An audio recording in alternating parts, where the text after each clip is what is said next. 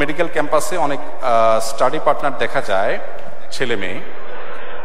আমার প্রশ্ন হলো, পড়াশোনার জন্য এভাবে অপোজিট জেন্ডারের ফ্রেন্ড বানানো কি জায়েজ হবে? দেখুন, আপনারা তো খুশি হওয়ার কারণ কি আমি বুঝলাম না। আচ্ছা যাক, দেখুন বিষয়টা হলো, আমার কথা নয়, আপনারা আমার চেয়ে ভালো জানেন, একজন পণ্ডিত বিজ্ঞানীর কথা। একজন ছেলে এবং একজন প্রাপ্তবয়স্ক ছেলে, প্রাপ্তবয়স্ক মেয়ে কখনো বন্ধু হতে পারে না।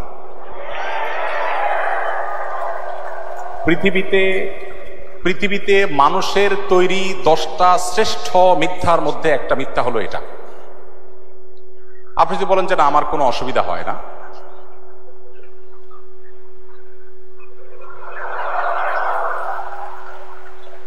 যদি আপনি মনে করেন যে না আমার কোনো সমস্যা হয় না, আমার মনে তো খারাপ চিন্তা আসে না, বাজে চিন্তা আসে না, তাহলে আপনি মেডিকেল স্টুডেন্ট হওয়া সত্ত্বেও আপনার ডাক্তারের কাছে যাওয়া উচিত। অথবা আপনি আপনার কথায় অসত্যবাদী, দুইটার একটা। দেখুন, আমি বলছি না যে কোনো হোয়াটসঅ্যাপ গ্রুপে, কোনো মেসেঞ্জার গ্রুপে বা কোনোভাবে শরিয়ার পর্দা মেনটেন করে একে অন্যের সাথে পড়াশোনা বিষয়গুলো শেয়ার করা যাবে না, তা বলছি না। আপনি সেফটি নিশ্চিত করে যদি এটা করেন, আপনি অবশ্যই করতে পারেন, কিন্তু সেফটি নিশ্চিত করতে হবে। শরিয়া কেন পর্দার কথা বলেছে? দেখুন, গোটা পৃথিবীতে একটা প্রচেষ্টা দেখবেন যে আমাদের মুসলমানদেরকে মেয়েদের মুখোমুখি দাঁড় করানো হয়, যেন মেয়েদের বিরুদ্ধে ইসলাম সবকিছু করেছে। আমরা গত পরশুদিন সম্ভবত বুয়েটে আলোচনা করেছিলাম যে আমাদের প্রিয় নবী সাল্লাল্লাহু আলাইহি ওয়াসাল্লাম নারীদের জন্য কি করেছেন। খুব বেশি সময় পাই না, যতটুকু পাইছি আমি চেষ্টা করেছি বলার। আপনি যেটা নিয়ে পড়াশোনা করেন আপনি অবাক হবেন। আজকের নারীবাদের স্লোগান ধরা মানুষগুলোর জন্মের ১৫০০ বছর আগে প্রিয় নবী সাল্লাল্লাহু আলাইহি ওয়াসাল্লাম নারীদেরকে পাতাল থেকে তুলে আকাশে রেখে গেছেন। অনেক আলাপ, সেদিকে আমি যাব না। আমি শুধু এটুকু বলবো যে আল্লাহ রাব্বুল আলামিন যে বিধানগুলো দিয়েছেন আমাদের কল্যাণার্থে দিয়েছেন, আমাদের ক্ষতির জন্য দেননি। আমরা মানুষ তার বিরুদ্ধে নিজেদের বুদ্ধি থেকে অনেক কিছু এক্সপেরিমেন্ট করতে গিয়ে একটা সময় আমরা সারেন্ডার করতে বাধ্য হই। আপনি পশ্চিমে দেখেন, পশ্চিমা পৃথিবীতে দেখেন, নারীদেরকে ইসলামের মুখোমুখি করার চেষ্টা করা হওয়া সত্ত্বেও সেখানে ইসলাম গ্রহণকারী মানুষদের মধ্যে পুরুষদের চাইতে নারীদের সংখ্যা সবচাইতে বেশি। আজকেও দেখলাম অনেকগুলো কম্পিটিশন আমার বোনরা এগিয়ে আছে। আমরা সুন্নাহ ফাউন্ডেশন থেকে যে কটা কম্পিটিশনতে বেশিরভাগ ক্ষেত্রে দেখি ছেলেদের চাইতে মেয়েরা এগিয়ে আছে। তার মানে ছেলেরা ফাঁকি ঝুঁকি বেশি করে, মেয়েরা তুলনামূলক একটু বেশি সিরিয়াস। তো বোনদের সাথে ভাইদের অর্থাৎ ছেলে মেয়েদের পরস্পর যদি পড়াশোনার বিষয়গুলো শেয়ার করতে গিয়ে ফিতনামুক্ত পরিবেশে করা যায়, যেখানে আসলে কোনো প্রকার ফিতনার আশঙ্কা থাকবে না। হতে পারে সেখানে অনেকে আছেন, একান্তে একজন নাই, শুধুমাত্র একজন এবং একজন যদি হয়, অর্থাৎ একজন ছেলে একজন মেয়ে, তখন অন্টন আলাপ করতে করতে সেখানে নানাবিধ ফিতনার দিকে চলে যায়, নানাবিধ শয়তান মনের ভিতরে ওয়াসওয়াসা নিয়ে আসে। দিন শেষে আমরা মানুষ, গোটা পৃথিবীতে আপনি দেখেন এই উন্মুক্ততা এবং পর্দাহীনতার যে কালচার, এই কালচারকে যারা ডেভেলপ করেছে তাদের কোথাও মেয়েরা সেফ নেই, নিরাপদ নাই। আপনি এখানে যতই বলেন যে ভাই সবাই ভালো হয়ে গেলেতে হয়, মনটাকে ভালো করলেই তো হয়, এই মুখরোচক অনেক স্লোগান আপনারা শুনতে পাবেন। এর চাইতে ভুয়া কথা, বোগাস কথা আরেকটা আপনি পাবেন না। কিসের মন ভালো করা? মন ভালো করলে যদি ঠিক হয়ে যায়, তা আমার প্রশ্ন হলো আপনি ব্যাংক থেকে টাকা তুলে কেন ব্যাগে লুকায় লুকায় নেন? আমাদের চোর ভাইরা সবাই মন ভালো করলেই তো হয়ে যায়। সেখানে ওয়াজ কেন করেন না যে ভাই সবাই মনটা ঠিক করেন, কেন আমার টাকা ঢাকতে হবে, আমার টাকা আমি ওপেন নিয়ে যাবো, আপনি আপনাকে সেভ করেন, এটা কেন বলেন না? যাই হোক, এটা আমি দীর্ঘ আলোচনা যাব না। তো এই বিষয়টাকে মেনটেন করে আপনি করতে পারেন, সেটা ইসলাম আপনার জন্য জায়েজ রেখেছে। অ্যালকোহল বিভিন্ন ঔষধে দ্রাবক হিসাবে ব্যবহার করা হয়, এর স্বল্প পরিমাণ তো নেশা তৈরির জন্য যথেষ্ট নয়। তাহলে এসব ক্ষেত্রে এসব ঔষধের ব্যাপারে শরিয়া কি বলে? আরব অনারব সারা বিশ্বের সমস্ত উলামা ইকরামের ফতোয়া এক্ষেত্রে রয়েছে একই, সেটা হলো যেই অ্যালকোহল আঙ্গুর থেকে বা খেজুর থেকে তৈরি নয়, কিশমিশ থেকে তৈরি নয়, সেই অ্যালকোহল নাপাক নয়, পাক, অর্থাৎ শরীরে লাগলে নাপাক হবে। এটা হলো পাক নাপাকের ব্যাপার। এবার খাওয়া হালাল হারামের ব্যাপারটা হলো, যদি এরকম কোনো অ্যালকোহল থাকে যেটা কেমিক্যাল হিসেবে ইউজ করা হয় অথবা ঔষধে সেটা প্রয়োগ করা হয়, পরিমাণে অনেক কম থাকে এবং ওই দুটি ছাড়া অন্য কোনো কিছু দিয়ে তৈরি, তখন সেই অ্যালকোহল পান করে, মানে পরিমাণ যদি এত কম থাকে যেটা পান করলে নেশা হবে না, তখন সেটা মেডিসিনে থাকলে সেই মেডিসিন গ্রহণ করা জায়েজ আছে, সেটি হারাম নয়। এ ব্যাপারে ইসলাম QA বিশ্ববিখ্যাত ইসলামী প্রশ্নোত্তর ওয়েবসাইট, সেখানে শেখ মোহাম্মদ সালেহ মুনাজ্জিদ হাফিজাউল্লাহ তার ফতোয়া রয়েছে। কাতার ভিত্তিক ফতোয়ার বিশ্ববিখ্যাত ওয়েবসাইট মার্কাজুল ফতোয়া ইসলামিক ওয়েব, সেখানকার ফতোয়া রয়েছে। আমাদের দেশের ফতোয়া রয়েছে ওলামায়ে কেরামের, সবগুলো প্রায় একই রকম। অর্থাৎ এখানে যে স্বল্প পরিমাণ থাকে, আপনার অ্যালকোহল থাকে, এবং সেটা নেশার উদ্রেক করে না, যদি নেশার উদ্রেক না করে এরকম কম পরিমাণ থাকে, এবং যেটা ওই যে নিষিদ্ধ যেটা পড়ে তার আওতায় নয়, তো এটা থাকলে সে মেডিসিন অ্যাডভাইস করা বা সেটা সেবন করা কোনোটাই শরীরের দৃষ্টিকোণ থেকে নাজায়েজ নয়। আর একটা মৌলিক কথা বলে রাখি, যদি কোনো পেশেন্টের জন্য এমন কোনো ঔষধ ছাড়া বিকল্প কোনো পথ না থাকে যেটা আসলে শরীয়ত দৃষ্টিকোণ থেকে হালাল নয়, কিন্তু অ্যাজ এ মেডিসিন সেটার কোনো বিকল্প যদি না থাকে, শরীয়ত সেটাকে জায়েজ করে মানুষের জীবন রক্ষার প্রয়োজনে। এরপরে প্রশ্ন হলো, আমি জানি সালাতের পর সম্মিলিত মোনাজাত নবী করিম সাল্লাল্লাহু আলাইহি সাল্লামের সুন্নাহ দ্বারা সাব্যস্ত নয়, আবার রাসূল সাল্লাল্লাহু আলাইহি সাল্লামের বৃষ্টি চেয়ে সম্মিলিতভাবে মোনাজাত করার কথাও জানি, তাহলে সমন্বয় কিভাবে? খুব দরকারি প্রশ্ন।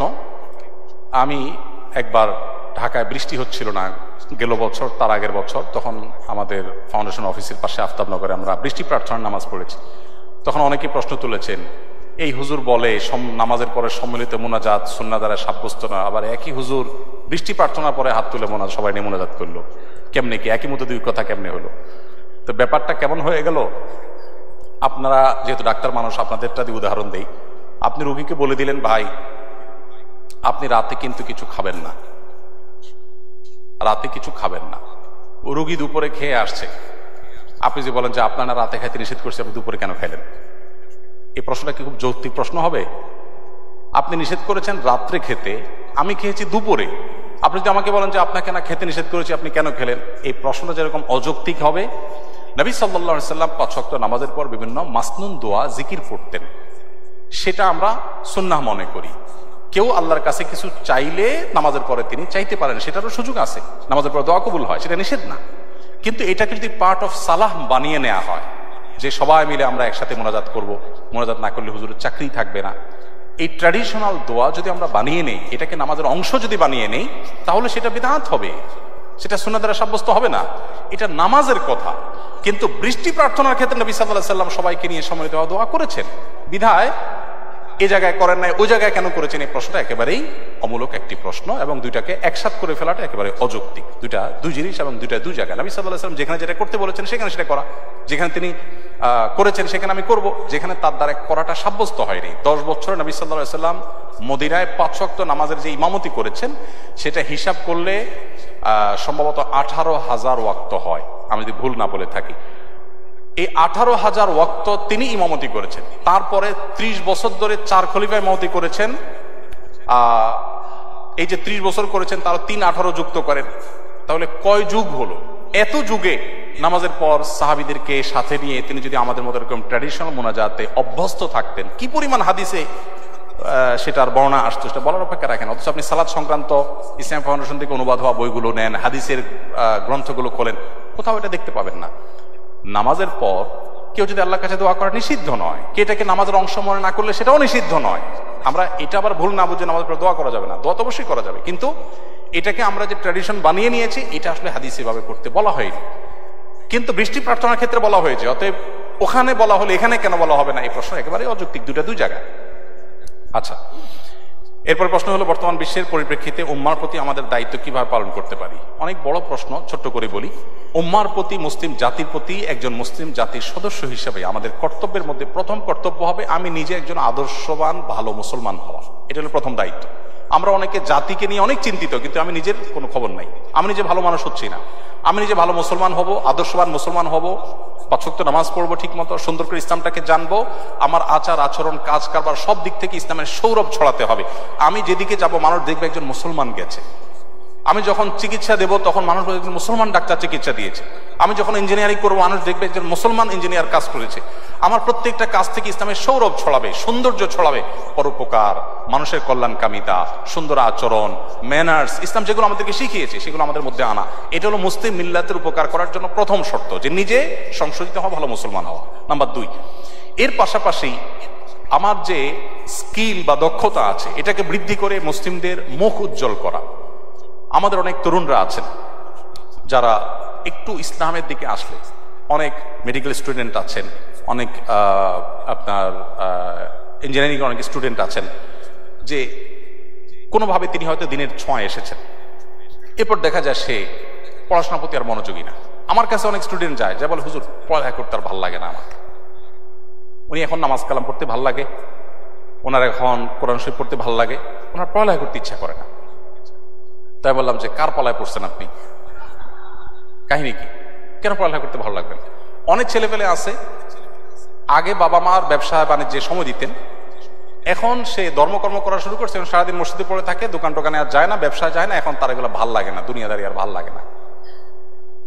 এটা হলো শয়তানের নেক্সুরতে ধোকা।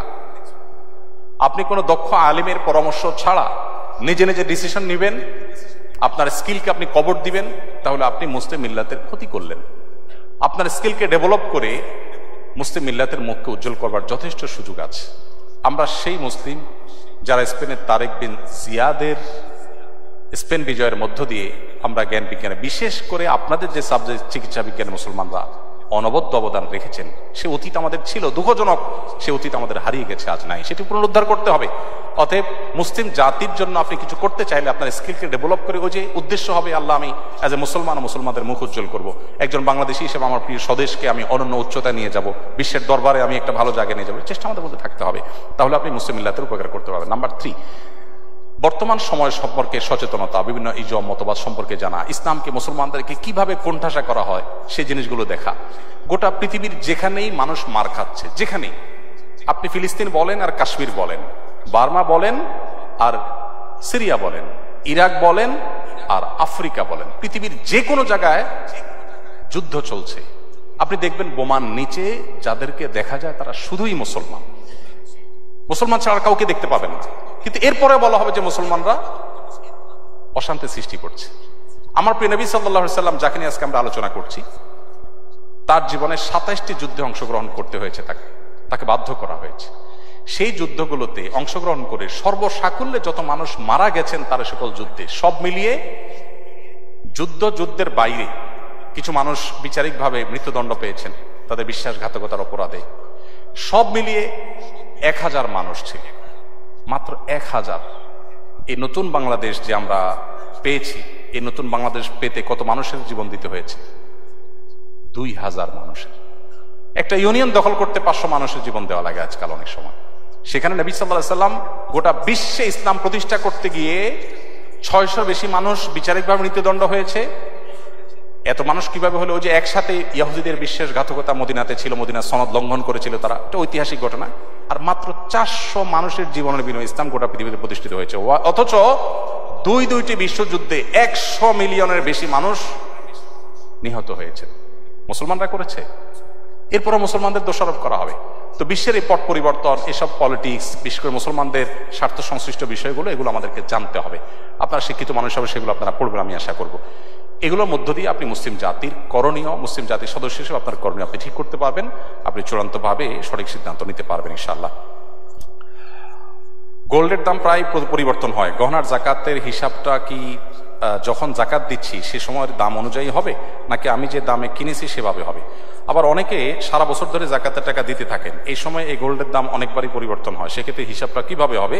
যখন টাকা দেওয়া শুরু করব তখনকার দরদাম অনুযায়ী, নাকি বছরে যে সময় শেষ হবে তখন তার দরদাম অনুযায়ী? খুবই সংক্ষিপ্ত উত্তর, আপনি যখন জাকাত ক্যালকুলেশন করবেন, আপনার জাকাত বর্ষ যখন পূর্ণ হবে তখন আপনার কি কি অ্যাসেট আছে সব হিসাব করবেন, ওই সময় ওই গোল্ডের বিক্রয় মূল্য যেটা আছে সেটা হিসাব করে আপনি জাকাত কাউন্ট করবেন। এরপর আপনি আস্তে আস্তে দেন না দেন, কিন্তু হিসাব হবে তখনকারটা। আর যখন কিনেছেন তখনকার হিসাব অবশ্যই হবে না, পরেরটা হিসাব হবে।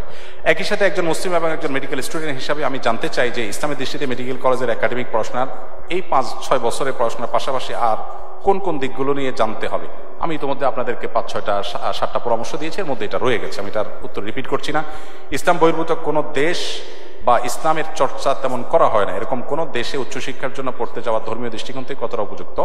যেতে পারেন ধর্মীয় দৃষ্টিকোণ থেকে, তবে প্রতিকূল পরিবেশে টিকে থাকার মতো যথেষ্ট শক্ত সেফটি বেল্ট নিয়ে আপনাকে যেতে হবে। অর্থাৎ সেই প্রতিকূল পরিবেশে আপনার ঈমান যেন হারিয়ে না যায়, সেই পরিমাণ ইলম, জ্ঞান এবং ঈমান, তাকওয়া, শক্তি নিয়ে আপনি যেতে পারেন। যদি আপনি সেখানে হারিয়ে না যান, সেখানে গিয়ে মুসলিম কমিউনিটির সাথে থাকলেন, কানেক্টেড থাকলেন, এর মাধ্যমে আপনি হয়তো আপনার ঈমানকে ইনশাআল্লাহ হেফাজত করতে পারেন। যদিও দুর্ভাগ্যজনক বাস্তবতা হলো গেলে কেউ আর আসতে চায় না, গেলে কেউ আর আসতে চায় না। আমি যখন সৌদি আরবে ছিলাম, আমার এরকম অনেক সুবর্ণ সুযোগ ছিল, সরকারি সুযোগ সুবিধা, অনেক লাক্সারিয়াস লাইফ লিড করার সুযোগ ছিল। আমি ডক্টর আব্দুল্লাহ জাহাঙ্গীর রহমানকে জিজ্ঞেস করলাম, স্যার কি করা উচিত? স্যার বললেন, দেশে চলে যাও। এখানে বসে হালুয়া রুটি খাওয়ার ভিতরে জীবনের সার্থকতা নেই, দেশে মানুষের জন্য কিছু করো। আলহামদুলিল্লাহ, স্যারের কথা শুনে আমরা চলে আসছি। একরকম আগুনে ঝাঁপ দেওয়ার মতো, কোথায় কি করব কিছুই যাই না। আলহামদুলিল্লাহ, স্যার নিজে বলেছেন যে আমি নিজেও যখন আল ইমাম বিশ্ববিদ্যালয়ে পড়াশোনা করেছি, এখনকার সৌদি বাদশাহ তখন রিয়াদের তিনি কিং ছিলেন বা প্রিন্স ছিলেন, গভর্নর ছিলেন, তখন তার হাতে সবচেয়ে বড় অ্যাওয়ার্ড আমি পেয়েছি, ইউনিভার্সিটির ইতিহাসে সবচেয়ে ভালো রেজাল্ট আমি করেছি। আমাকে ভার্সিটিতে শিক্ষকতার অফার করা হয়েছে, কিন্তু আমি বললাম না, আমি আমার দেশের মাটিতে ফিরে যেতে চাই, দেশে মানুষের জন্য কিছু করতে চাই। তো স্যার দ্বারা অনুপ্রাণিত হয়ে আমিও ফিরে এসেছি। আমি আপনাদেরকে বলবো, যেখানে থাকুন না কেন, আপনি যেন ওই যে বললাম ব্রত হবে সেবা, নিজে একটু ভালো থাকার জন্য কোথাও থাকা, এটা তো আসলে কোনো বুদ্ধিমান মানুষের বা মুসলমানের কাজ হতে পারে না। এরপরে প্রশ্ন হলো, যদি ঢাকার বাইরে যাওয়ার মতো মাহরাম না থাকে কিন্তু কোনো প্রয়োজনীয় কাজে ঢাকার বাইরে যাওয়ার দরকার হয়, তবে মায়ের সাথে যাওয়া যাবে কিনা? মা তো আসলে নিজেই একজন মহিলা, আপনার একজন পুরুষ মাহরাম লাগবে সফরের দূরত্বে যেতে হলে। ঢাকার বাইরে আর ঢাকার ভেতরে ইস্যু না, ইস্যু হলো সফরের দূরত্ব কিনা। সফরের দূরত্বে যেতে হলে আপনার মাহরামের প্রয়োজন হবে। আর সফরের দূরত্ব বলতে ওই যে 75 কিলোমিটার 77 কিলোমিটার, এত দূর যদি না হয়, এর কম যদি হয়, তাহলে আপনি সিকিউর ফিল করলে একা একা আপনি জার্নি করতে পারেন। কিন্তু শরীয়ত আপনার সেফটির জন্য এই কথাটা বলে। অনেক বোনরা বলেন যে ভাই কেমন কথা, ছেলেরা যেদিকে ইচ্ছা সেদিকে যেতে পারবে, আমরা চাইলেই যেতে পারবো না, সফরের দূরত্বে যেতে হলে একজন ছেলে আমার সাথে থাকতে হবে, কেমন কথা? আমি বলি, দেখুন এটা কেন করেছে শরীয়ত? আপনার সেফটির জন্য। আমি গত সপ্তাহে ইউরোপের কোথায় যেন সুইজারল্যান্ডের একটা জায়গায় কি যেন একটা লেক আছে খুব নাম করা, রেইনফল, সেই লেকের ওখানে গেছিলাম। তো আমাদের বাংলাদেশি এক ফ্যামিলির সাথে দেখা হলো হঠাৎ করে। আমরা কথা বলে তাদের সাথে আলাপ সালাপ করে আমরা নিচে নামলাম। লেক দেখে আমরা উপরে উঠতে উঠতে দেখি যে ভদ্রমহিলা হঠাৎ করে অসুস্থ হয়ে একদম পড়ে গেলেন এবং নাক দিয়ে রক্ত বের হচ্ছে। তার সাথে তার স্বামী ছিলেন, স্বামীর কোলায় মাথায়। আমরা ডাক্তার ডেকে আনলাম, অ্যাম্বুলেন্স ডেকে আনলাম, তিনি তাকে সেবা দিলেন। আমি তখন চিন্তা করলাম, এই ভদ্রমহিলা যদি একাকী থাকতেন, তার সাথে তার হাজবেন্ড না থাকতেন বা একজন পুরুষ মানুষ না থাকতেন, তো আজকে তার জন্য বিষয়টা কত জটিল হতো।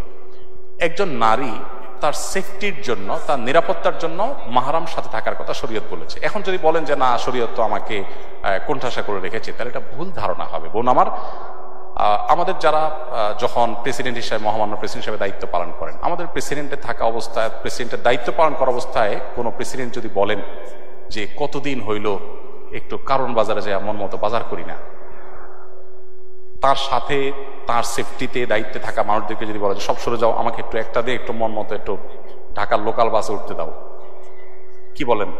তাকে কি দেওয়া হবে? কোনোদিন দেওয়া হবে না। বলে স্যার আপনার এই কথা মানা যাবে না স্যার, রাষ্ট্রের প্রয়োজনে আপনাকে নিরাপত্তা দিতে হবে।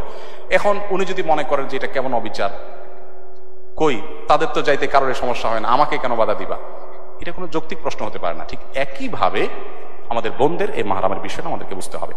আমি নিয়মিত নামাজ রোজা করার চেষ্টা করি, অন্তত করে এক ওয়াক্ত কোরআন শরীফও পড়ি, কিন্তু মাঝে মধ্যে এমন হয় যে আমার আবার নামাজ পড়তে ইচ্ছা করে না। এমন না যে সেই সময় আমি আল্লাহর নাম নেই না, জিকির করি না, সবই করছি, আল্লাহর কাছে ক্ষমা চাইছি, সবই করছি। আমার শুধু নিজ আগ্রহ থেকে নামাজটা পড়তে ইচ্ছা করে না। এমনটা আগে হয়নি, ইদানিং এরকম হচ্ছে। অনেক দীর্ঘ আলোচনা করা দরকার, শুধু সংক্ষেপে এটুকু বলবো, নামাজের অন্তর্নিহিত তাৎপর্য নিয়ে অনেক বই আছে। আপনি এরকম একটা বই পড়েন, নামাজটা এটা আসলে গতানুগতিক কোনো বিষয় না। এখন আপনারা নিজেরা ডাক্তাররা, অনেক গবেষকরা গবেষণা করে আপনারাই আমাদেরকে বলছেন যে নামাজের ভিতরে আমাদের রুকু করি, সিজদা করি, আমাদের যে ব্যায়াম হয়, শরীরে যে উপকারিতা হয়, এই যে নবী সাল্লাল্লাহু আলাইহি ওয়াসাল্লাম রাতের খাবার আগে খাইতেন, তারপর এশার নামাজ পড়তে যেতেন, এশার নামাজ পড়তে গিয়ে আপনার সিঁড়ি ভাঙা, দূরে যাওয়া, মসজিদে যাওয়া, উঠবস করা, ডাইজেস্ট হয়ে যায়, এরপরে তিনি বিছানায় ঘুমাতে যেতেন। পুরা সুন্নাহ লাইফস্টাইল হলো সুস্থ থাকার জন্য অন্যতম গুরুত্বপূর্ণ একটা বিষয়। তো আপনি নামাজের যে অন্তর্নিহিত তাৎপর্য আছে, বিশেষ করে নামাজ যে আল্লাহর সাথে কানেক্টেড করে মানুষকে, কিভাবে আমাদের উপকার আসে, এটা যদি আপনি ভালো করে পড়েন, স্টাডি করেন, আমার মনে হয় যে আপনার নামাজের প্রতি আগ্রহ বৃদ্ধি হবে। সেই সাথে এবাদতের আগ্রহ কমে যাওয়ার জন্য গুনাহের একটা বিরাট প্রভাব থাকে। কোনো একটা পাপাচারে লিপ্ত হলে মানুষ এবাদতের স্বাদ কমে যায়, সেগুলো ছাড়তে হবে ইনশাআল্লাহ। আশা করে যে আল্লাহ তাআলা আপনাকে ফেরত আসার তৌফিক দান করবেন। এরপর প্রশ্ন হলো, আমরা যে প্রথম বর্ষে পড়াশোনার জন্য মানব কঙ্কাল কিনে পড়ি এবং পরবর্তীতে সেটা বিক্রি করি, এটা ইসলামী দৃষ্টিতে কতটুকু জায়েজ? ইসলামী দৃষ্টিতে এটা জায়েজ নাই। আমি জানি আপনারা প্রায় সবাই এটা করেন, কিন্তু এটা জায়েজ নাই। কেন জায়েজ নাই? দেখুন, ইসলাম মানব জাতিকে সম্মানিত করেছে। আল্লাহ বলেছেন ওয়ালাকাদ কাররামনা বানি আদম, আমি আদম সন্তানকে সম্মানিত করেছি। এজন্য মানুষের শরীরে কোনো অংশ বিক্রি করা ইসলাম জায়েজ রাখেনি, এটা পণ্য নয়। যদি গবেষণার প্রয়োজনে কোনো অংশ নিয়ে গবেষণা করতে হয় বা মানুষের শরীরের কোনো অংশ একজন অন্যজনকে দিতে হয়, সেটা বিনা পয়সায় দিতে হবে, এটা চ্যারিটি থাকতে হবে। রক্ত দিলেও কেউ বিক্রি করতে পারবে না, শরিয়া দৃষ্টিকোণ থেকে রক্ত দান করবে, এটা তার ইবাদত হিসাবে সওয়াবের জন্য দিবে। এখন আপনি হয়তো বলবেন যে বস্তুবাদের এই পৃথিবীতে এটা কি সম্ভব? সবকিছুই সম্ভব হবে মানুষ যদি আসলে সদিচ্ছা রাখে। আমরা যখন সুদের ব্যাপারে বলি যে ঋণ দিতে হবে সুদমুক্ত, তখন বলে ভাই সুদমুক্ত ঋণ কেউ দিবে পৃথিবীতে? সুদের এই ডেভেলপমেন্ট পৃথিবীতে যতদিন না হয়েছে, শত শত হাজার বছর পর্যন্ত মুসলমানরা যখন বিশ্ব শাসন করেছে, তখন সুদমুক্ত অর্থনীতি কিভাবে তারা দাঁড় করিয়েছিল সে বিষয়ে স্টাডি এবং বহু গবেষণা আছে। সো আমরা বানিয়ে নিয়েছি একটা পৃথিবী, স্বার্থপর পৃথিবী, যেখানে থুতু ফেলতে মানুষ স্বার্থ ছাড়া ফেলে না। সেখানে আসলে এগুলো চিন্তা করা একটু কঠিন, কিন্তু বাস্তবতা হলো ভিন্ন। এটা অবশ্যই আমাদেরকে দেখতে হবে। যখন মুসলমানদের উপরে গণহত্যা চালাচ্ছে একটি টেররিস্ট রাষ্ট্র, তখন সেই রাষ্ট্রকে সরাসরি অস্ত্র প্রদান করে সহায়তা করছে এমন সব দেশে উচ্চশিক্ষা বা ভ্রমণের উদ্দেশ্যে যাওয়া যাবে কিনা? উচ্চশিক্ষার উদ্দেশ্যে যেতে সমস্যা নেই। কেন নেই? আপনি যদি কাউকে শত্রু মনে করেন, আপনার শত্রু থেকে যদি কোনো সুবিধা আদায় করতে পারেন, সেটা ভালো না খারাপ?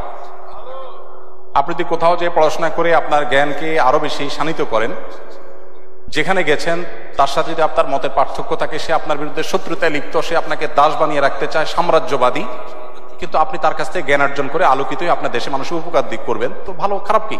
আমাদেরকে অনেকে বলে আপনারা হুজুররা অমুকের বিরুদ্ধে বলেন, তমুকের বিরুদ্ধে, তাদের প্ল্যাটফর্ম ইউজ করে আবার আপনারা ওয়াজ নসিহত করেন। বলে না একটা কমন প্রশ্ন না? একটা হাস্যকর প্রশ্ন। কেন হাস্যকর প্রশ্ন? আমাকে একজন ঢেল মেরেছে আমাকে আঘাত করার জন্য, ওই ঢেলাটা আমি ধরে তার দিকে মেরে দিলাম, লাভ করলাম না লস করলাম? এখন আপনি যদি বলেন ভাই কাজটা কি ভালো হইলো? শত্রুর ঢেল মারলেন আপনি, এই প্রশ্নটা কোনো লজিক্যাল প্রশ্ন? আমি যদি ইয়াহুদি তৈরি করা সোশ্যাল মিডিয়া ব্যবহার করে আমার আদর্শ প্রতিষ্ঠা করতে পারি, তো আমি তো তার ঢেল দিয়ে আমি তাকে মারছি, সমস্যাটা কোথায়? এই বিষয়গুলোকে আমরা অনেক সময় অনেক শক্ত করে ফেলি, অনেক কঠিন করে ফেলি। ইসলামে তো কঠিন না। সো আপনি জ্ঞান অর্জন করার জন্য অমুসলিম প্রধান দেশে অবশ্যই যেতে পারেন। আমি এক সময় অনলাইনে গাছের একটা ছোট বিজনেস করতাম, এখন আর করি না, কিন্তু মাঝে মাঝে মনে হয় আমি অনিচ্ছাকৃত বা ভুলবশত অনেকেরই প্রাপ্য জিনিস দিতে পারিনি, ভুলবশত হয়তো আমি তাদের হক নষ্ট করেছি। এটা নিয়ে আমি খুব অনুতপ্ত। আমার করণীয় কি? এখন একটা কাজ করবেন, আমি নিজে করি, সেটা হলো কিছু দান করবেন এই নিয়তে যে আল্লাহ আমার অজান্তে কারোর অধিকার, আর্থিক অধিকার নষ্ট করে থাকতে পারি, আমি এই দানটা করছি আমি সওয়াব পাওয়ার জন্য না, ওই ব্যক্তির পক্ষ থেকে, যিনি আমার থেকে পাবেন আমি জানি না, আননোন সে ব্যক্তি। তাহলে ইনশাআল্লাহ আপনার স্যাটিসফাইড হওয়ার আগ পর্যন্ত যে হ্যাঁ এর বেশি নাই, এত পরিমাণ টাকা আপনি দান করে দিলেন, ইনশাআল্লাহ আল্লাহ তাআলা আপনাকে দায়মুক্ত করে দিবেন, যেহেতু আপনি প্রাপক জানেন না। এরপর প্রশ্ন হলো, 22-23 বছরের একটা মেয়ে কোনো ছেলেকে পছন্দ করে বাড়ি জানানোর পর বাড়ি থেকে বলে চাকরি পেলে ওই ছেলের সাথে বিয়ে দিব। ছেলে মেয়ে এক বয়সের এবং ছেলের পড়াশোনা শেষ করে চাকরি পেতে অনেকটা সময় লাগবে। মেয়ে অনেকবার বাড়িতে বোঝানোর চেষ্টা করার পরও বিয়ের জন্য রাজি হয় না, বরং মেয়ের মা রাগ করে বলে নিজে নিজে বিয়ে করে নিতে। এমন পরিস্থিতিতে যদি মেয়েটা কাউকে না জানিয়ে বিয়ে করে, তাহলে এটা জায়েজ হবে কিনা? খুব কমন পড়ে গেছে নাকি? এত খুশি হওয়ার কারণ কি? বেশি কমন হয়ে গেছে? আচ্ছা, এ ধরনের প্রশ্ন প্রায় আসে, 10টা আসলে একটার উত্তর দেওয়ার চেষ্টা করি, তারপরে এটা গুরুত্বপূর্ণ বলতে হবে, খুব অল্প করে বলি। দেখুন, আল্লাহ সুবহানাহু ওয়া তাআলা বিবাহের দায়িত্ব দিয়েছেন অভিভাবকদের উপরে। আল্লাহ কোরআনে বলেছেন ওয়ানকিহুল আয়াম মিনকুম ওয়াস-সালিহিন মিন ইবাদিকুম ওয়া ইমাইকুম। অভিভাবকদেরকে আল্লাহ অর্ডার করেছেন তোমরা তোমাদের অধীনস্থদেরকে বিবাহ দাও। নবী সাল্লাল্লাহু আলাইহি ওয়াসাল্লাম বলেছেন তোমাদের সন্তানরা যখন বিয়ের উপযুক্ত হবে, প্রাপ্তবয়স্ক হবে, তখন তাদেরকে বিয়ে দিতে দেরি করবে না। যদি করো, তারা যদি হারামের পথে পা বাড়ায় এবং সমাজে বিশৃঙ্খলা তৈরি হয়, অসুবিধা তৈরি হয়। সেদিন কোন একটা ইউনিভার্সিটিতে এটা নিয়ে আলোচনা করার পর ভিসি মহোদয় আমাকে আলোচনার পর বললেন যে আপনাকে স্পেশাল থ্যাঙ্কস এই প্রশ্ন উত্তর দেওয়ার জন্য, কারণ প্রতিদিন এটার বিচার করা লাগে। তো আমি বলতে চাই যে নবী সাল্লাল্লাহু আলাইহি ওয়াসাল্লাম বলেছেন যদি সন্তানরা বিয়ের উপযুক্ত হয়, অভিভাবকদের কর্তব্য তাদেরকে বিয়ে দেওয়া। যদি না দেয় এবং সন্তানরা যদি বিপদগামিতার পথে পা বাড়ায়, সমাজে বিশৃঙ্খলা সৃষ্টি হয়, তাহলে সেক্ষেত্রে কি হবে? তাহলে সেক্ষেত্রে যে ফিতনা, ফাসাদ, অনাচার হবে, এগুলোর দায় অভিভাবকের উপরে বর্তাবে। হারাম রিলেশন যারা করছেন, এখানে প্রশ্নের মূল প্রশ্নে যাওয়ার আগে একটা কথা বলা দরকার ছিল, সরি আমি ওখানে একটু ব্যাক করছি। সেটা হলো বিবাহের আগে ছেলে মেয়েদের মধ্যে পরস্পরকে তথাকথিত ভালোবাসা নিবেদন করার নামে, প্রেম নিবেদনের নামে বছরকে বছর যে হারাম রিলেশন থাকে, এটা ইসলাম কেন হারাম করেছে? দেখুন, ডক্টর খন্দকার আব্দুল্লাহ জাহির রহমাতুল্লাহর চমৎকার একটা অ্যানালাইসিস আছে এই ব্যাপারে। স্যার বলেন যে দেখেন, একটা সাইক্লোনে, একটা ঘূর্ণিঝড়ে একটা দেশের বেশিরভাগ মানুষ মারা যেতে পারে, ওইটা আবার রিকভার করা সম্ভব। কিন্তু কোন জাতির মধ্যে যদি একবার এই টেন্ডেন্সি আছে যে আমরা সন্তান গ্রহণ করব না, বৈবাহিক জীবন যাপন করব না, সাংসারিক জীবন যাপন করব না, এই প্রবণতা যদি কোনো জাতির মধ্যে একবার আসে, তখন মানব সভ্যতার অস্তিত্বই হুমকির মধ্যে পড়বে। কিভাবে? আজকের উন্নত পৃথিবীর যে কোনো দেশ আপনি তাকান, পশ্চিমের যে কোনো দেশের দিকে তাকান, এমনকি পূবেও তাকান, কয়দিন আগে দেখবেন কানাডা আমাদের দেশ থেকে গণহারে ভিসা দিয়ে লোক নিছে। আমি তো অবাক হয়ে গেছি শুনে যে ব্যাপার কি, এত বেশি লোক নিচ্ছে কেন? পরে শুনলাম যে তাদের দেশের লোকের টান পড়ছে, আমার দেশ থেকে লোক নিয়ে যাচ্ছে। আপনারা স্টুডেন্ট ভিসা যখনই দাঁড়ান কোন এম্বাসিতে, একটু মোটামুটি যোগ্য ছাত্র হলে আর দেরি করে না, সাথে সাথে তারা নিয়ে যাচ্ছে। ব্যাপার কি? আমি ভিজিট ভিসার জন্য গেলে আমাকে তো ভিসা এরকম দেয় না, আপনাকে তো বেশি দিচ্ছে কেন? তাদের দেশে আসলে পর্যাপ্ত লোক নেই। এখন প্রত্যেকটা উন্নত দেশে, আপনারা সবাই জানেন আমার চাইতে বেশি, প্রত্যেকটা উন্নত দেশে সন্তান হলে সরকার তার জন্য বাবা মাকে ভাতা দেয়, 2টা হলে আরো বেশি দেয়, 3টা হলে আরো বেশি দেয়। মানে সন্তান যেন হোক, সন্তান সরকার চায়। কিন্তু বাস্তবতা হলো তাদের দেশে এমন ভাবে জেনারেশন গ্যাপ তৈরি হচ্ছে যে দেশ চালাবার মতো পর্যাপ্ত মানুষের নেই। ওই যে বিবাহকে তারা ডিনাই করেছে, বিবাহ বহির্ভূত সম্পর্ককে অ্যাপ্রিসিয়েট করেছে, তার পরিণতি তারা ভোগ করছে, আরো হয়তো চরম পরিণতি অপেক্ষা করছে। তো এই জন্য বিবাহ বহির্ভূত সম্পর্ক হালাল নয়, এখান থেকে বেরিয়ে আসতে হবে। অভিভাবকরা যদি বিবাহ না দেন তারা গুনাহগার হবেন। এখন আপনার অভিভাবকদেরকে আপনি বোঝাতে পারছেন না, কি করবেন? আমি বলবো যদি পারেন অভিভাবকদেরকে আমার অফিসে নিয়ে আসবেন। যদি আপনি আনতে পারেন, আমি ইনশাআল্লাহ চাচা চাচিকে বোঝানোর চেষ্টা করব ইনশাআল্লাহ। আমি পল্টনের একটা হোটেলে গিয়েছি একটা প্রোগ্রামে, তো এক যুবক তার বাবাকে হাত ধরে নিয়ে আসছে আমার কাছে, এসে বলছে হুজুর এই আমার বাপ অনেক বলছে বিয়ে দেয় না, তো বলেন। আমি তো লজ্জায় পড়ে গেলাম যে কত বেহায়া ছেলে, এভাবে মুখের উপরে বলে নাকি মানুষ? তো বাবা মাদেরকে যদি আপনারা বুঝাইতে না পারেন, তো সেক্ষেত্রে অনেক বুদ্ধি আছে। সেদিন এক যুবক একটা দারুণ আইডিয়া দিল, বললো যে ভাই আর্লি ম্যারেজের যে উপকারিতা, এটা নিয়ে আপনার একটা বক্তব্য ছিল, আব্বা আম্মাকে তো আসলে ডাইরেক্ট বলাও যায় না, তো ওই বক্তব্যটা ইউটিউবে চালাই দিয়ে আমি টয়লেটে চলে গেছি। তাতে পারপাস সার্ভ অনেকটাই হয়ে গেছে, বাবা মা অনেক কনভিন্স হয়ে গেছে যে হ্যাঁ ঠিক।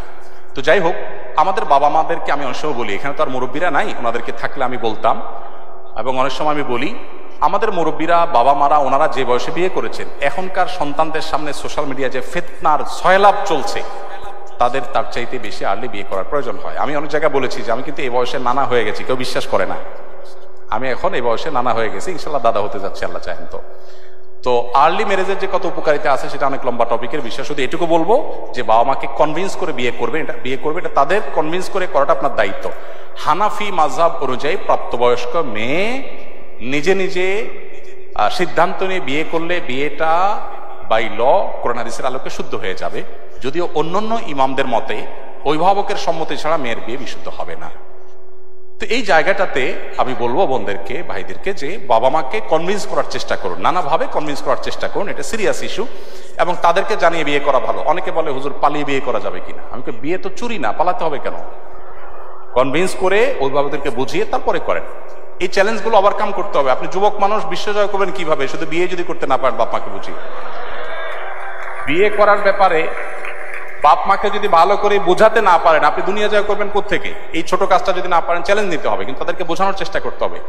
আর কত বুদ্ধি দিব, একটা ছোট টিপস দিয়ে শেষ করি। এলাকার ইমাম সাহেব হুজুরের সাথে বাইল করবেন, হুজুরে ভালো করে চা নাস্তা খাওয়ায় বলবেন, হুজুর আমার আব্বাকে একটু এই বিষয়টা ভালো করে বুঝান, দেখবেন হুজুর ইনশাআল্লাহ কনভিন্স করে ফেলেছে।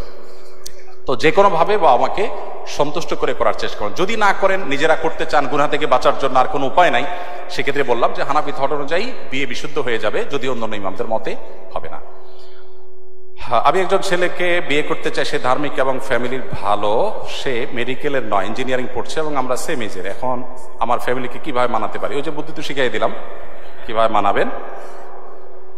এরপর প্রশ্ন হলো, কেউ হজ করতে শারীরিকভাবে অক্ষম হলে বদলি হজের বিধান কি? বদলি হজের ক্ষেত্রে এমন ব্যক্তি নির্বাচন করা যাবে কিনা যিনি নিজের হজ আদায় করেন নাই? না, যিনি নিজের হজ আদায় করেন না তিনি কারো বদলি হজ করতে পারবেন না। নবী সাল্লাল্লাহু আলাইহি ওয়াসাল্লামের একটি হাদিস আবু দাউদে বর্ণিত হয়েছে, এক ব্যক্তি হজ করছিলেন তার ভাই সুব্রমার পক্ষ থেকে। নবী সাল্লাল্লাহু আলাইহি ওয়াসাল্লাম তাকে বললেন, তুমি কি নিজের হজ করেছো? তিনি বলেছেন না।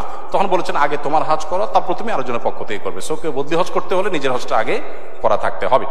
বাবা মার 3 সন্তান, 1 বোন 2 ভাই, 3 জনের স্বাবলম্বী। ইসলামের শরিয়া অনুপাত অনুযায়ী বাবা মায়ের সম্পত্তি বন্টন না হয়ে যদি সমান 3 ভাগে ভাগ হয় এবং তাতে বাবা মা এবং ভাই বোন সবাই সম্মত থাকে, তাতে গুনাহ হবে কিনা? প্রথম কথা হলো, সম্পদের ভাগ তো হবে বাবা মার মৃত্যুর পর। এটাই হলো কোরআন হাদিসের নির্দেশনা। জীবিত অবস্থায় যদি ভাগ হয়, সেটা সম্পত্তির বন্টনের শরিয়ার যে নির্দেশনা, সেটা আওতা পড়বে, এটা গিফট হবে। বাবা জীবদ্দশাতে একটা উপহার হবে, সন্তানদেরকে দিলেন, কিন্তু মৃত্যুর পরে হবে মূলত বন্টনটা ওয়ারিস হিসাবে। সেই বন্টনে যদি সব ভাই বোন একমত হন যে ঠিক আছে, কোরআন হাদিস অনুযায়ী কেউ কম কেউ বেশি পায়, বাট আমরা সমান সমান নেব এবং কোনো দায় দাবি রাখবো না, এটা যদি সন্তুষ্ট চিত্তে তারা করেন, সেটি জায়েজ আছে। কিন্তু আল্লাহ তাআলা যে বন্টন করেছেন সেটার প্রতি পরিপূর্ণ ঈমান থাকতে হবে, সেটা অযৌক্তিক নয়, সেটা অন্যায় নয়, সেটাই সবচাইতে ইনসাফ। এটি বিশ্বাস করে নিজেরা যদি এটা ডিসিশন নেন, ঠিক আছে বোন একটু কম পায় কিন্তু বোনটা আমার গরিব, আমি ছেড়ে দিলাম, সমানে দিয়ে দিলাম, এটা যদি ভাইরা ডিসিশন নেন, সবাই যদি সম্মত থাকেন, কোনো অসুবিধা নেই। মুশকিল হলো এই সমস্ত পারিবারিক ডিসিশনের ক্ষেত্রে 1-2 জন ডিসিশন মেকার হয় আর বাকিরা বাধ্য হয়ে রাজি হয়, লজ্জা কিছু বলতে পারে না। এই জিনিসটা খেয়াল করতে হবে যে কেউ তো বাধ্য হয়ে রাজি হচ্ছে না, এটা শেয়ার করতে হবে। অনেক স্থানে বিশেষ করে গ্রামাঞ্চলে দেখা যায় অনেক হুজুর চুরি যাওয়া বস্তু খুঁজে দেয়া থেকে শুরু করে অনেক গোপন জিনিস জিনের মাধ্যমে জেনে দেওয়ার প্রতিশ্রুতি দিয়ে থাকেন। এক্ষেত্রে এগুলো বিশ্বাস করা এবং কুফুরের সীমা কতটুকু, এটা সম্পূর্ণ নাজায়েজ একটি কাজ। ইস্তেআনা বিল জিন বা জিনদের সাহায্য নিয়ে এই ধরনের কাজ করা, এটাকে সারা বিশ্বের সব উলামা ইকরাম নাজায়েজ বলেছেন। অতএব এটি কোন অবস্থাতে জায়েজ নয়। যদি জিন দিয়ে এরকম চোর ধরা এটা জায়েজ হতো বা এটাই যদি শরিয়ার সিস্টেম হতো, তাহলে নবী করিম সাল্লাল্লাহু আলাইহি ওয়াসাল্লাম সাক্ষী টাক্ষী দিয়ে আদালতের ব্যবস্থা করতেন না, তিনিও এই জিনে ধরা একটা রোগীর লোক রাখা দিয়ে এই কাজ করতেন। সো এটা সঠিক কোনো কাজ নয়। ইসলামের দৃষ্টিতে প্রক্সি দেওয়া নেওয়া বিষয়ে জানতে চাই। এগেইন কমন, আচ্ছা এটা যেখানেই গেছি আমি শিক্ষা প্রতিষ্ঠানে, সব জায়গায় দেখি কমন প্রশ্ন এটা আসছে। তার মানে এই অপকর্মটা খুব বেশি হয়, খুবই জঘন্য কথা। আপনি একজন স্টুডেন্ট অনুপস্থিত, আপনি আপনার দোস্তের হয়ে হাজিরা দিয়ে দিলেন, সে আসলে উপস্থিত না, তাহলে আপনি একটা মিথ্যার সাথে নিজেকে সামিল করলেন। কোন অবস্থাতে এটা জায়েজ হতে পারে না। এটা যে না জায়েজ এটা বোঝার জন্য তো পণ্ডিত হওয়ার প্রয়োজন নাই, কমন বিষয়, আমরা যে কেউ বুঝতে পারি। এই জন্য আমরা আশা করব যে এই জায়গা থেকে আমরা বেরিয়ে আসবো। আমরা জানি যে অনেক জিনিস থেকে বেরিয়ে আসা আমাদের জন্য চ্যালেঞ্জিং, কিন্তু বেরিয়ে আসতে হবে এবং চেষ্টাটা করতে হবে। প্রক্সি দেওয়াটাকে আমরা কোনো দোষে কিছু মনে করি না, বরং মনে করি যে আমার দোস্ত যেহেতু চাইছে সওয়াবের বিষয়ই হবে, একটা মানুষের উপকার করলাম। না, সব উপকার সওয়াবের বিষয় না। একজন মানুষ অনুপস্থিত আছে, আমি তার উপস্থিতির ব্যাপারে সাক্ষ্য দিলাম, মানে আমি মিথ্যা সাক্ষ্য দিলাম, খুব ডেঞ্জারাস একটা বিষয়, কবিরা গুনাহ, হাসির বিষয় না, সিরিয়াস। এই জন্য যাদের অভ্যাস আছে, ভাই আমি একটু অ্যাবসেন্ট থাকলাম, অ্যাবসেন্ট থাকার কারণে আমার একটু ক্ষতি হলো, সেই ক্ষতি একজন মুসলমানের কাছে অনেক উত্তম ওই ক্ষতির চাইতে যে ক্ষতি করে তার জাহান্নাম ত্বরান্বিত করে, জান্নাত থেকে সে দূরে সরে। একজন মুসলমান আদর্শিকভাবে এরকম দেউলিয়া হতে পারে না। আমাদের এই দেশটাকে দুর্নীতিমুক্ত করবার জন্য সৎ মানুষ দিয়ে দেশটা পরিচালিত হবে, শাসিত হবে, সেটা আমরা স্বপ্ন দেখি, নতুন বাংলাদেশের স্বপ্ন দেখি। কিভাবে হবে? আপনি যদি স্টুডেন্ট লাইফে প্রক্সি দেন, আপনার যদি জন্ম তারিখ কম বেশি করে দেন শুধুমাত্র বেশি দিন চাকরি করার জন্য, অসততার উপরে ভিত্তি যদি থাকে আপনার কেরিয়ার, আপনার স্টুডেন্ট লাইফ, আপনি চাকরি জীবনে কি করবেন? এই জন্য সততার প্রশ্নে একজন মুসলমান কখনো কম্প্রোমাইজ করবে না, যে না সততার প্রশ্নে আমি কম্প্রোমাইজ করবো না, তাতে দোস্ত না খাসক আমি আমার জায়গায় থাকবো। আল্লাহ আমাদেরকে সেরকম মেরুদণ্ডওয়ালা মুসলমান হওয়ার তৌফিক দান করুন। আমরা মনে হয় শেষ করি, প্রশ্ন আরো অনেক আছে, আমরা ইনশাআল্লাহ, রাত অনেক হয়েছে, আমি প্রশ্নগুলো নিয়ে যাচ্ছি ইনশাআল্লাহ। আমাদের জুমাবারে আমার পেজে যে ফেসবুক লাইভ হয়ে থাকে সেখানে ইনশাআল্লাহ আমরা প্রশ্নগুলোর উত্তর ধারাবাহিকভাবে দেওয়ার চেষ্টা করবো ইনশাআল্লাহ। অনেক বেশি কথা হয়ে গেছে, এত বেশি কথা আমার বলার ছিল না। আমার পিতৃতুল্য, বড় ভাই তুল্য সিনিয়র ব্যক্তিবর্গ আছেন, স্যাররা আছেন, তাদের সামনে অনেক বেশি কথা বলা হয়ে গেছে। যদি সঠিক কিছু বলে থাকি সেটা আমার আল্লাহর তরফ থেকে, ভুল কিছু বলে থাকলে সেটি আমার এবং শয়তানের তরফ থেকে। আল্লাহ তাআলা আমাদের সবাইকে এভাবে এখানে যেভাবে আমরা একত্রিত হয়েছি ঠিক একইভাবে জান্নাতুল ফিরদাউস আমাদের সবাইকে একত্র হওয়ার তৌফিক দান করুন। নবী সাল্লাল্লাহু আলাইহি ওয়াসাল্লামের সিরাতের আলোকে আমাদের গোটা জীবনকে আলোকিত করার, সাজাবার তৌফিক দান করুন। এই আয়োজনের পেছনে যারা অক্লান্ত পরিশ্রম করেছেন, আমি জানি এ ধরনের একটা আয়োজনের পেছনে অনেক মানুষের অনেক পরিশ্রম থাকে, কর্তৃপক্ষের অনুমোদন থাকে, সাদদের অনেকের পৃষ্ঠপোষকতা থাকে, আমাদের শিক্ষার্থী ভাইদের অনেক পরিশ্রম থাকে। যারা যেভাবে পরিশ্রম করেছেন আল্লাহ তাআলা সবাইকে উত্তম বিনিময় দান করুন। জাযাকুমুল্লাহ খাইর। আসসালামু আলাইকুম ওয়া রাহমাতুল্লাহি ওয়া বারাকাতুহু।